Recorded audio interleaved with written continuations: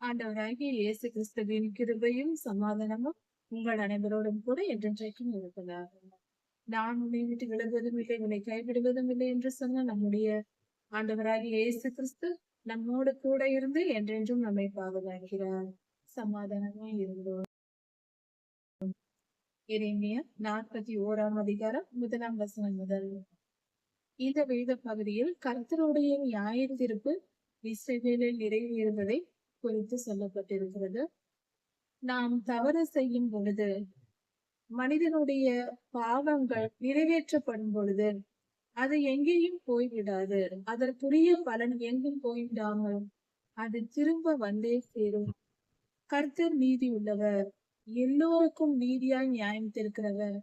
இந்த உலகத்தில் சகலமும் மிக சரியாய் நடந்து கொண்டிருக்கிறது.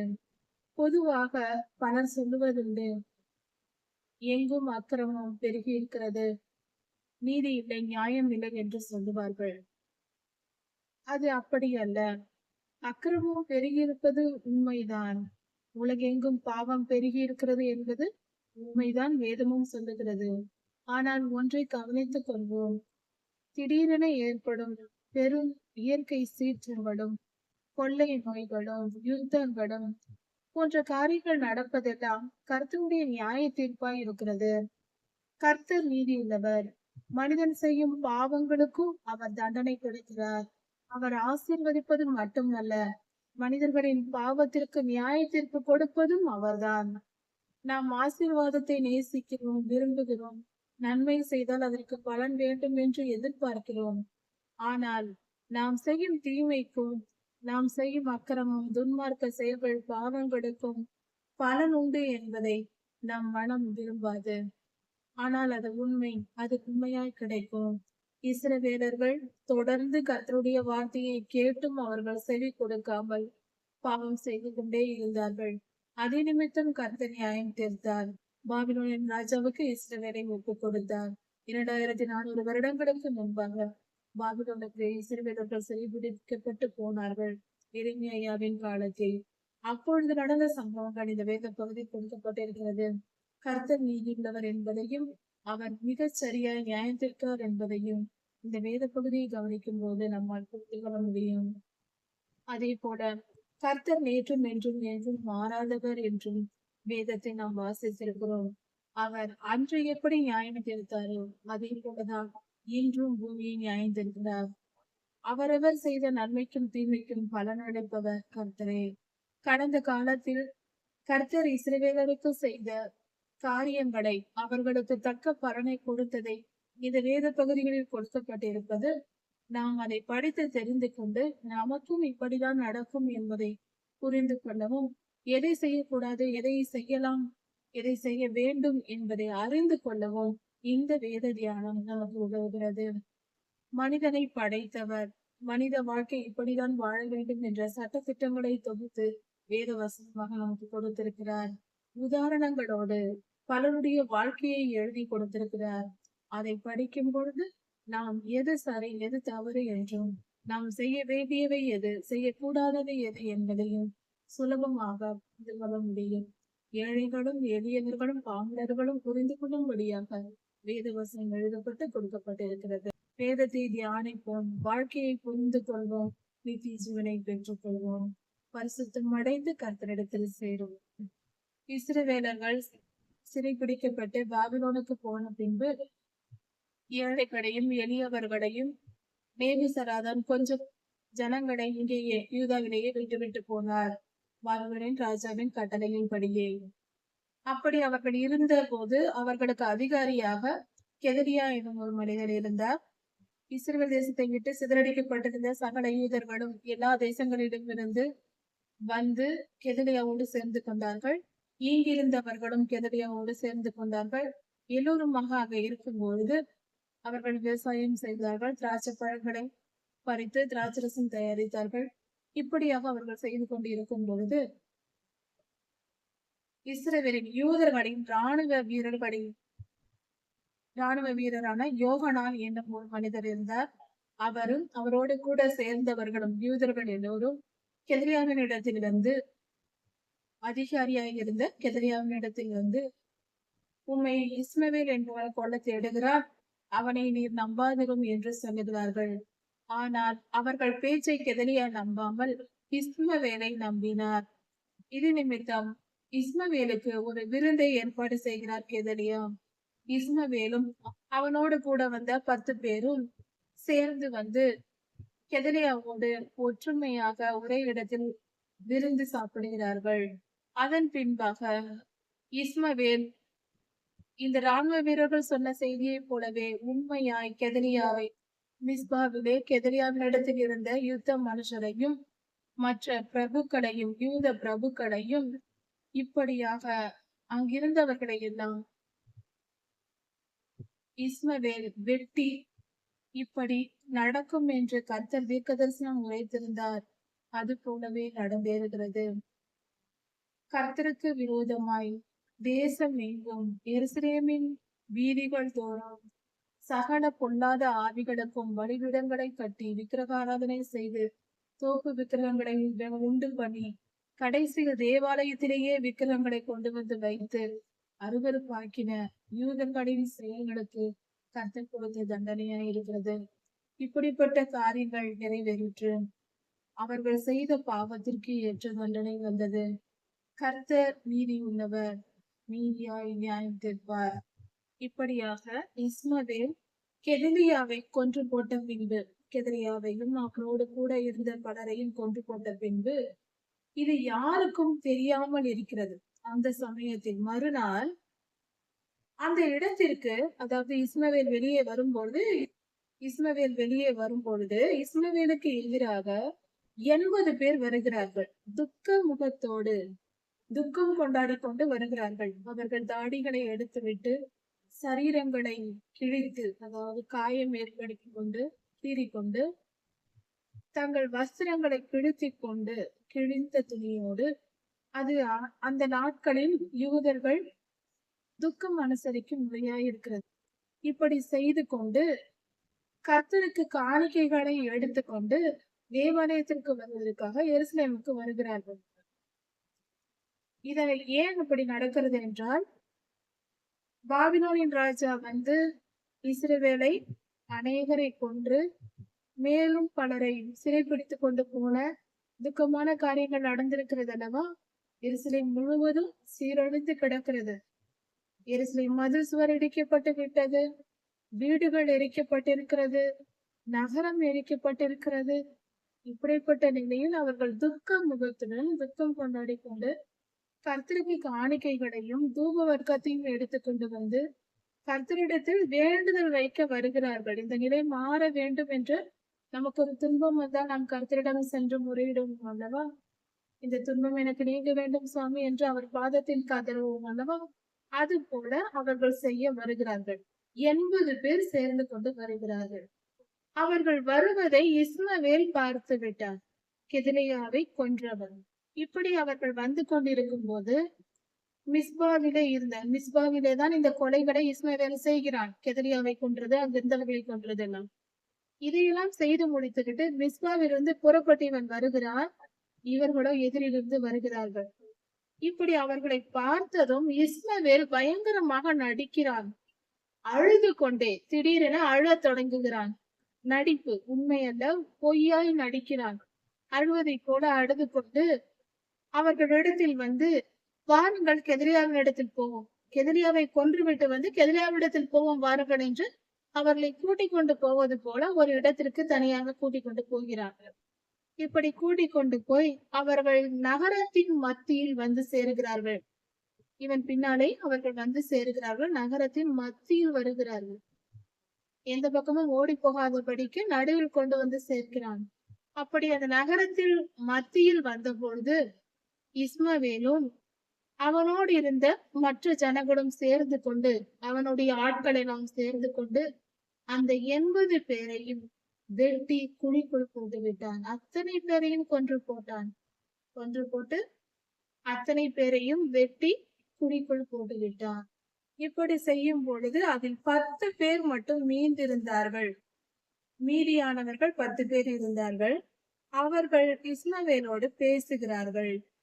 அப்பொழுது அவர்கள் வேண்டிக் கொள்கிறார்கள் இஸ்மவேலினிடத்தில், அதாவது எங்களை கொலை செய்ய வேண்டாம், எங்களிடத்தில் கோதுமை, வார்கோதுமை, திராட்சரசம், தேன் இவையெல்லாம் புதையல்களாக மண்ணுக்கடியில் நாங்கள் மறைத்து வைத்திருக்கிறோம், எங்களை கொன்று போடாதே, அதையெல்லாம் நாங்கள் தருகிறோம் என்று பொருளில் பேசுகிறார்கள்.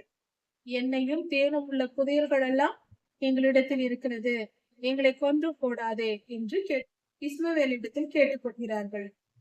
இப்படி அவர்கள் கேட்டுக்கொண்டதை நிமித்தம் இஸ்மவேல் அவர்களை கொல்லாமல் அவர்கள் 10 பேரையும் விட்டு வைத்தான். இப்படி இஸ்மவேல் கொன்று போட்ட கெதலியாவையும் கெதலியாவின் கூட இருந்த ஜனங்களையும் கொன்று பள்ளங்களில் தூக்கி போட்டு விட்டான்.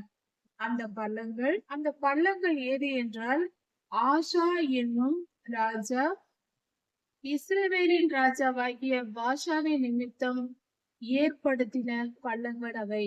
அதை நெத்தனியாவின் குமாரனாகிய இஸ்மவேல் வெட்டப்பட்ட உடல்களால் அந்த பள்ளங்களை நிரப்பினான் என்று சொல்லப்பட்டிருக்கிறது.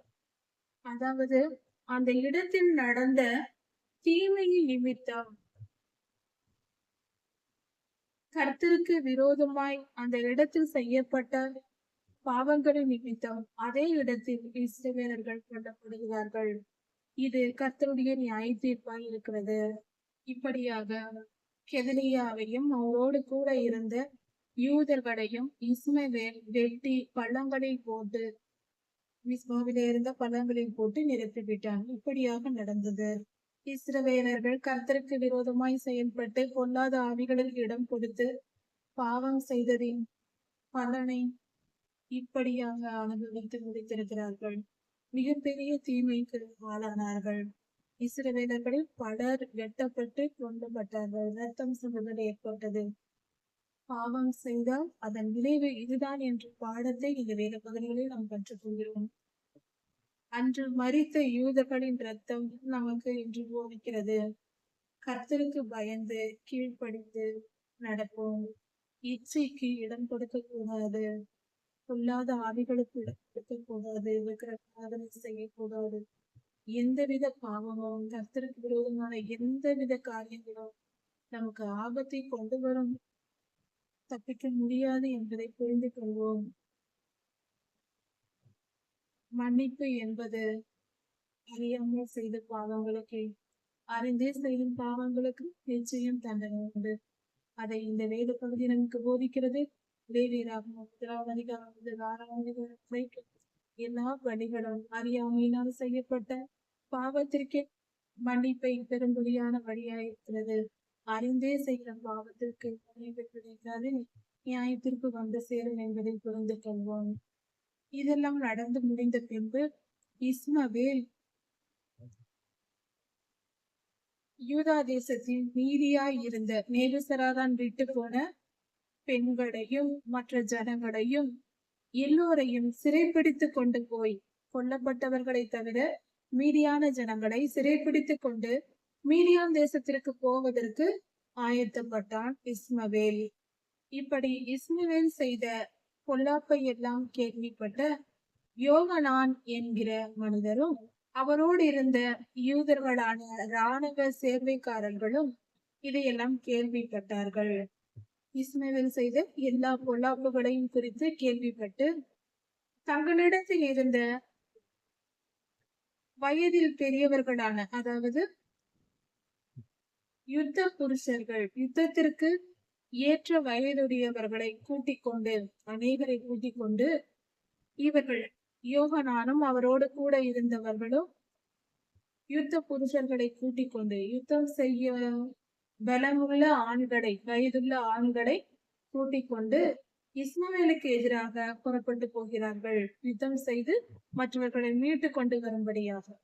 அப்படி அவர்கள் விரட்டி கொண்டு போய் கிபியோனில் இருக்கும் பெருங்குளத்து தண்ணீர்கள் அண்டையில் அவனை பிடித்தார்கள். இஸ்மவேலை கண்டு கொண்டார்கள்.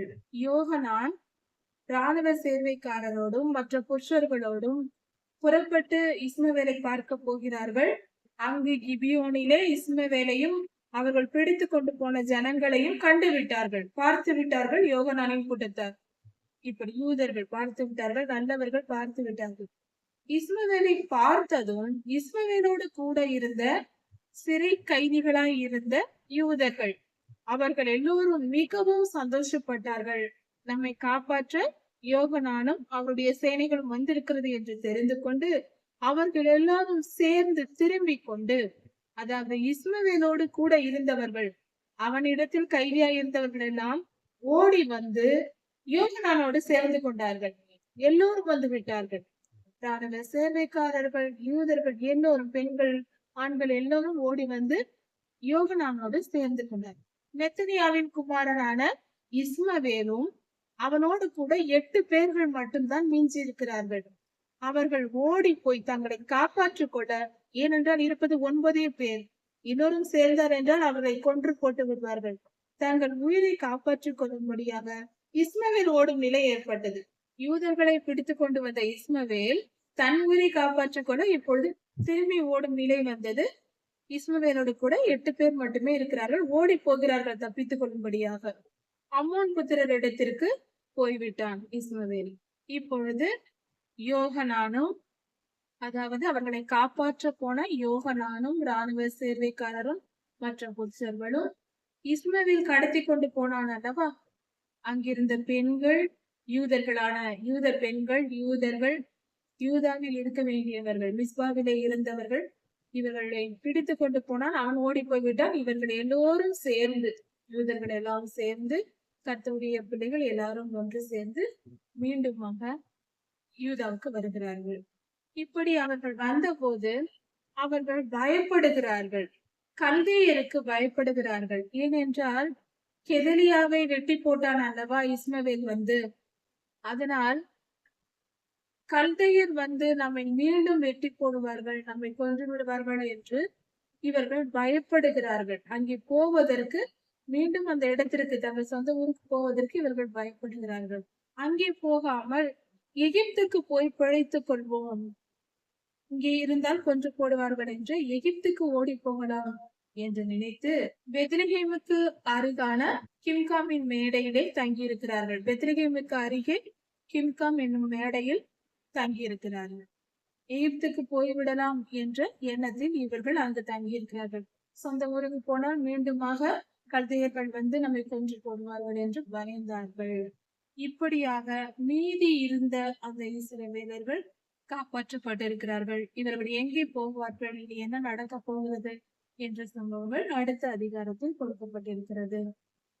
கர்த்தர் பெரியவர், அவர் நல்லவர், அவர் மிகவும் நல்லவர், அவர் நீதி உள்ளவர். இந்த உலகத்தில் நடக்கிற எல்லா காரியங்களும் நீதியின்படிதான் நடக்கிறது. மனிதன் செய்கிற அக்கிரமத்திற்கு கர்த்தர் பார்த்து கொண்டே இருந்து சரியான நியாய தீர்ப்புகளை கொடுத்து கொண்டிருக்கிறார் என்பதை உண்மை. நல்லவருக்கு நன்மையும் தீயவருக்கு தீமையையும் கர்த்தர் கொடுக்க அறிந்திருக்கிறார். எங்கும் எதிலும் நல்லவர்கள் வாழ்வதில்லை, தீயவர்கள் நன்றாக இருக்கிறார்கள் என்று சொல்ல வேண்டாம். அப்படி அல்ல. தீயவர்களின் வாழ்வு கொஞ்ச காலம்தான். இவ்வுலகத்தில் எல்லோருக்கும் சமமாய் இருக்கும். பார்வைக்கு நாம் பார்க்கும் பொழுது எல்லாம் சமமாய் சம்பவிக்கும். நல்லவருக்கும் தீயருக்கும் இன்பத் துன்பங்கள் எல்லோருக்கும் வரும். என்றாலும் கர்த்தருடைய பிள்ளைகள் செய்கிற நீதிக்கு ஏற்ற பலனை கர்த்தர் நிச்சயம் தருவார். அதே போல துன்மார்க்கர் செய்யும் செயல்களுக்கும் நிச்சயம் அவர்களுக்கு பலன் உண்டு. எல்லாம் நீதியின்படியே தான் நடக்கிறது.